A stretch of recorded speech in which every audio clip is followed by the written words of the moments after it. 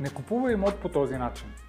Много често се свързват с мен клиенти, които искат да закупат имот с ипотечен кредит. Когато започваме да разискваме колко пари ще им трябва за самоучастие, за местен данък, за нотариални такси, за комисионна, се оказва, че те нямат тази сума. И веднага им изниква въпроса, а не мога ли да изтегля потребителски кредит и да финансирам тази част от сделката? Тогава моят съвет почти винаги е не.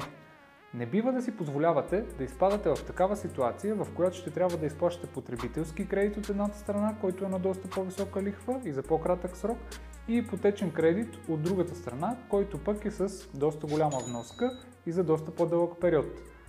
Рискувате в един момент, след няколко месеца или след няколко години, да изпаднете в ситуацията да не може да погасявате нито една от двете вноски.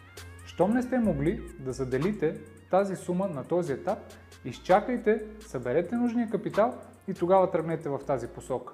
Покупката на жилище не бива да е на всяка цена. За още имотни съвети последвай ме.